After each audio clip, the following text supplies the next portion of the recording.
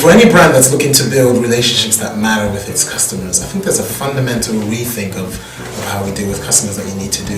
We've always lived in a world where brands try and find customers for their products. I think the world now is about finding products for your customers, finding things that actually really mean something to your customers, as opposed to trying to sell, flog, hoodwink your customers into receiving stuff. So if your customers feel that you're solving their problems, then those relationships are always going to matter.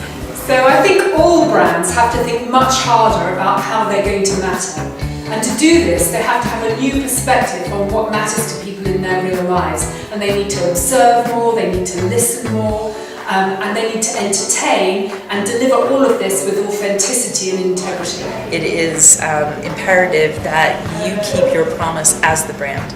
So being true to yourself, being true to your values, being true to the company's values comes across to a consumer. And when that kind of meets their needs and what they find as a specific benefit, they get something emotional out of their relationship with that brand. Keeping your focus on that, making sure that you stay true to your values and yourself really will go a long way in helping you build that brand. Okay, my biggest piece of advice for a brand building a relationship is to stand for something. You know, I think that if you stand for something, some people are always going to be for you. People will be against you. But if you stand for nothing, no one cares. And I think that having some visible values and some visible personality works exactly the same with any relationship. Makes you a bit more interesting, a bit more likely to get talked to by the consumer, a bit more likely to make people feel loyal to you. So some kind of simple human values and character that you can attach, believably to yourself is going to work.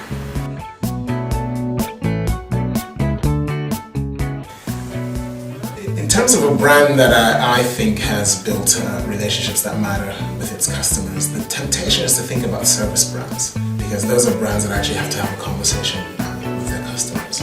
But the brand that I think does it really well actually is a brand that sells shoes. It's Zappos.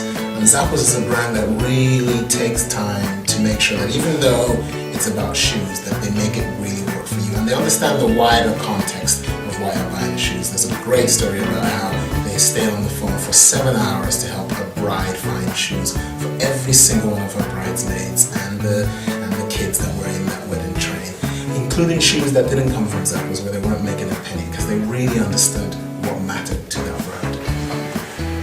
It's going to sound obvious coming from me because I work for Apple, but Apple have got a lovely rhythm which is that everything between the consumer and the brand is a chance to talk, a chance to stand for something. So the flooring in the Apple shops is Steve Jobs' favourite pavements from Florence. The way that you unpeel your iPhone 5 from the box is an experience, a brand experience. Every single beat between what you are and the person you want to buy into you is, a chance just to advertise, really. I have to say, this is probably one of my favorite topics to think about and talk about. And the first one that I like to talk about is IBM.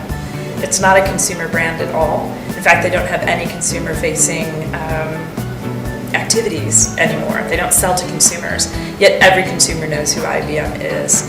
A few years ago, they came up with Smarter Planet, and that was an idea and a principle that really established themselves as a brand, changed their brand, changed their whole culture from being something that was very much driven by products and services to something that really laddered up to a higher purpose.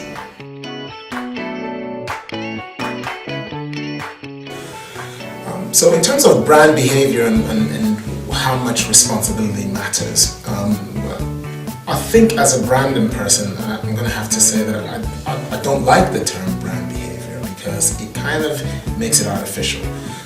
What matters today is that organizations act in a way that is responsible as individuals, and that's really about having beliefs and value systems and missions that matter. It's not really a branding thing, even though the net result of thinking that way is that you have a strong brand and that your brand matters to you. An organization in the 21st century where customers know everything and will find out everything, every single organization has to assume that they have to behave responsibly at every single point, otherwise they can destroy their brands overnight. The idea that doing good is good business is, well, it's kind of obvious. It's also doing good is good, whether you're working or not. I suppose the thing that's become clear as some brands and some clients have got involved in things that aren't so good is that it's incredibly important these days. People aren't prepared to be ripped off, people aren't prepared to have consequences for their spending that they didn't intend. So it's good to do good, but I think it's never been more important. I think when you look at corporate social responsibility, it's really easy to look at it in a lot of different ways. How people treat their employees, how their labor practices exist, what they do to the environment, what is their sustainability practices. And I think it means a lot of things to a lot of people. So I think for companies, really defining a very clear strategy and not trying to be all things is a hugely important decision. So the old-fashioned way of looking at brands is simply looking at the products and services. But increasingly, with digital transparency, it's important about the company and the people who sit behind the brands. And people want to trust in that company and those people.